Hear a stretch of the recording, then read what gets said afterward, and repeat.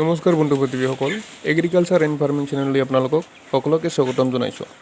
আজি আমি আলোচনা কৰিম বিজ্ঞানসন্মত গাহৰি পালনৰ ওপৰত।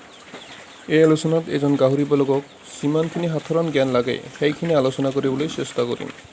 বন্ধু বান্ধৱীসকল, গাহৰি পালন কৰিবলৈ যাওঁতে পোনপ্ৰথমে আমি গাহৰি পালনৰ সুবিধাসমূহ জানি লোৱাটো ভাল হ'ব। প্ৰথমে আমি চাব লাগিব ইয়াৰ বজাৰখন। আমাৰ উত্তৰ পূৰ্বাঞ্চলত গাহৰিৰ বজাৰখন অতি বহল।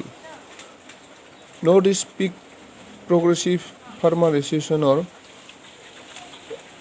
এছ'চিয়েশ্যনে অনুসন্ধান কৰি উলিয়াইছে যে আমাৰ উত্তৰ পূৰ্বাঞ্চলত প্ৰতি বছৰে প্ৰায় 3 লাখ মেট্ৰিক টন গাহৰি মাংসৰ বজাৰ হয়।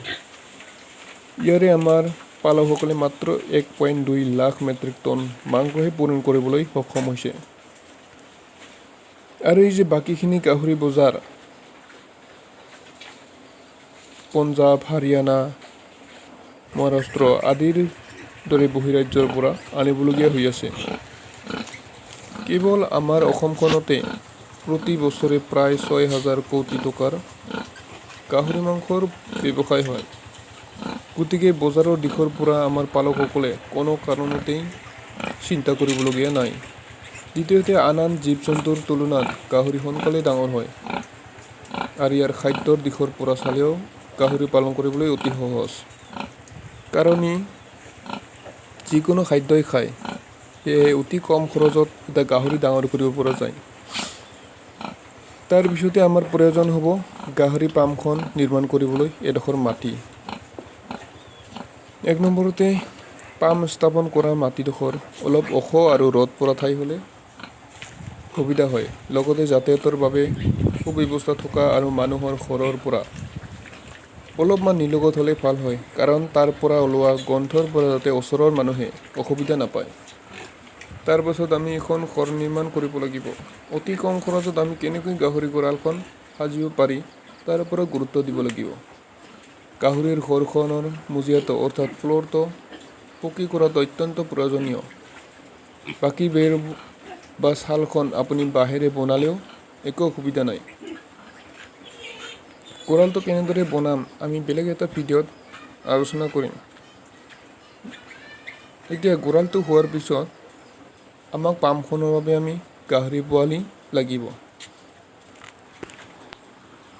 গঁৰালটো হোৱাৰ পিছত আমাক এতিয়া পামখনৰ বাবে গাহৰি পোৱালি লাগিব। গতিকে আমাৰ পামখনৰ বাবে আমি কেনেকৈ গাহৰি পোৱালি আনিম, কেনেকৈ আমি গাহৰি পোৱালি বাছনি কৰিম, ইয়াৰ দিশকেইটা হ'ল গাহৰিৰ গাত নম কম থকা হ'ব লাগিব। দ্বিতীয়তে, গাৰ গঠন মজবুত হ'ব লাগিব। তৃতীয়তে, গাহৰিৰ পোৱালিটো অলপ দীঘলীয়া হ'ব লাগে। আৰু গাহৰি আমি দুটা দিশত ভিত্তি কৰি পালন কৰোঁ। এটা হ'ল মাংসৰ কাৰণে আৰু আনটো হ'ল প্ৰজননৰ কাৰণে। আমি যদি মাংসৰ কাৰণে গাহৰি পালন কৰোঁ তেন্তে এইখিনি দিশকেইটা গুৰুত্ব দিলেই হ'ল। আৰু যদি আমি প্ৰজননৰ দিশত পালন কৰোঁ তেন্তে আমি বহুকেইটা দিশত গুৰুত্ব দিব লাগে। এতিয়া আমি প্ৰজননৰ বাবে গাহৰি কিনিম। প্ৰজননৰ বাবে আমি গাহৰি 3টা ষ্টেজত ল'ব পাৰোঁ। আমি গাহৰি পোৱালি ল'ব পাৰোঁ, আমি ৰেডি টু ব্ৰিড অৰ্থাৎ আমি ডাঙৰ প্ৰজননৰ বাবে সাজু হোৱা গাহৰি ল'ব পাৰোঁ, নাইবা তৃতীয়তে আমি প্ৰেগনেণ্ট ফিমেল অৰ্থাৎ গৰ্ভৱতী গাহৰি আমি ল'ব পাৰোঁ। এই 3টাৰো কিন্তু সুবিধা আৰু অসুবিধা নিশ্চয় থাকিব। ইয়াক আমি পৰৱৰ্তী ভিডিঅ'ত আলোচনা কৰিম।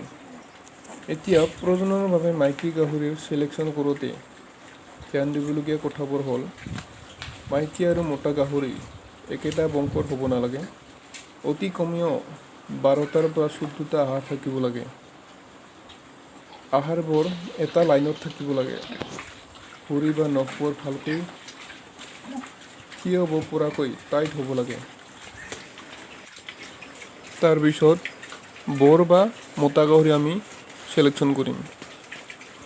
মতা গাহৰিৰ ক্ষেত্ৰতো একেই, চেম ব্লাড লাইন বা একেটা বংশৰ হ'ব নালাগে। তৃতীয়তে, কমেও 14টা হাড় থাকিব লাগে।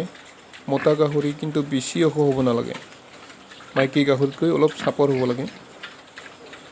এটা মতা গাহৰিক 9 মাহৰ প্ৰথম ব্যৱহাৰ কৰিব পাৰে। এতিয়া আমাৰ ফাৰ্মত গাহৰি সোমোৱাৰ পিছত আমাক গুৰুত্ব দিব লাগিব যে গাহৰিবিলাক বেমাৰ আজাৰৰ পৰা ৰক্ষা কৰিবলৈ আমি কি কি ভেকচিন দিম। ভেকচিন বুলি ক'লে গাহৰিৰ ক্ষেত্ৰত বহুতো ভেকচিন আমি দিব পাৰোঁ, কিন্তু আমাৰ অসমত আমি দুটা ভেকচিন দিলেই যথেষ্ট বুলি মই ভাবোঁ। এটা হ'ল ক্লাছিকেল চুৱাইন ফিভাৰ আৰু আনটো হ'ল FMD, foot and mouth disease. মনত ৰাখিব যে এটা ভেকচিন দিয়াৰ পৰা আন এটা ভেকচিন দিয়াৰ ব্যৱধান যাতে অতি কমেও 15 দিন হয়। তাৰপিছতেই আমি মাজে মাজে ডিৱৰ্মিং বা পিলৰ ঔষধ দি থাকিব লাগে। আকৌ পিলৰ ঔষধ দিয়াৰ 3 দিন পিছত লিভাৰ টনিক খুৱাব লাগে। তাৰপিছত আমি মাইকী গাহৰিবিলাকক আমি পোৱালি জগাবৰ বাবে ৰেডি কৰিব লাগিব। সাধাৰণতে এটা গাহৰি প্ৰায় 6 মাহৰ পৰা ছেক্সুৱেলি এক্টিভ হয়, যাক আমি অষ্ট্ৰেছত অহা বা গৰম হোৱা বুলিও কওঁ।